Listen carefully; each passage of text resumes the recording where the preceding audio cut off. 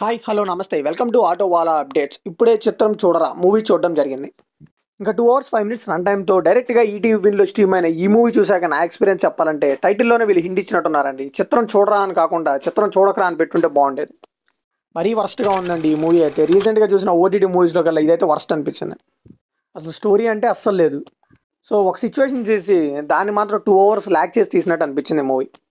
ఈ మూవీని ఫ్యామిలీతో చూడొచ్చా అంటే కొంచెం అడల్ట్ ఉంది, కానీ అదైతే ఏం ఇబ్బంది పెట్టదని నాకు అనిపిస్తుంది. ఈ మూవీ బేసిక్ స్టోరీ ఏంటంటే మత్స్యకారులను బెదిరిస్తున్న రౌడీ గ్యాంగ్ ఒకవైపు, ఎలా అయినా కళాకారులు అవ్వాలనుకున్న హీరో గ్యాంగ్ ఒకవైపు, ఎలా అయినా ఒక మూవీని తీద్దాం అనుకున్న ప్రొడ్యూసర్ ఒకవైపు. సో ఈ ముగ్గురికి ఈ స్టోరీ ఎలా కనెక్ట్ అయింది అనేది స్టోరీ అంతా. ఇంకా ఈ మూవీలో పాజిటివ్స్ విషయానికి వస్తే ఈ మూవీలో నేను చాలా వెతికానంటే పాజిటివ్స్ అయితే ఏమీ కనిపించలేదు. కాస్త కూస్తో ఫస్ట్ హాఫ్లో అయితే కొంచెం సినిమాటోగ్రఫీ బాగుంది అనిపించింది. ఇంకా ఈ మూవీలో నెగిటివ్స్ విషయానికి వస్తే మూవీయే పెద్ద నెగిటివ్ అని చెప్పాలి. ఈ మధ్య ఓటీటీ మూవీస్లో స్టోరీ అసలు ఉండట్లేదు. ఈ మూవీలో అయితే భూతత్వం పెట్టి వెతుక్కోవాల్సి వచ్చింది.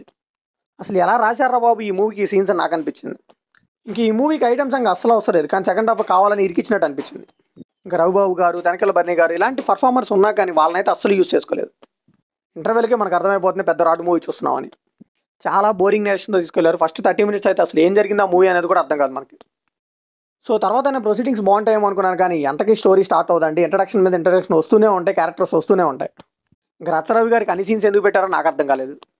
ఇంకో లాజిక్ కూడా మిస్ అయిందండి. హీరోయిన్ ప్రాస్టిట్యూట్ అంట, తనేమో పెళ్లి చేసుకుందామని అడుగుతుంది. హీరో లాస్ట్కి ఒప్పుకుంటాడు కూడా. పోనీ ఈ స్టోరీలో కొంచెం ఎమోషన్స్ అన్న వర్కౌట్ అయితే అది ఒప్పుకునేటట్టు బాగుండేదండి. అలా ఏం లేకుండా డైరెక్ట్గా తీసుకెళ్లి హీరో ఒప్పేసుకున్నట్టు చూపించేశారు. ఇంకా ఫస్ట్ సాంగ్ ఒకటి వస్తున్నాడు, అదైతే చాలా ఫోర్స్డ్గా అనిపించింది. అని వరుణ్ సందేశ్ గారు కాస్ట్యూమ్స్ కానీ లుక్స్ కానీ అసలు సెట్ అవ్వలేదు.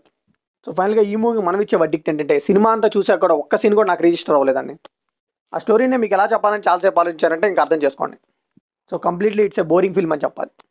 సో మరి ఈ మూవీ మీకు ఎలా అనిపించిందో కామెంట్ షేర్ చేసుకోండి. వీడియో లైక్ చేయండి, షేర్ చేయండి, వెళ్ళే ముందు సబ్స్క్రైబ్ చేసుకోండి.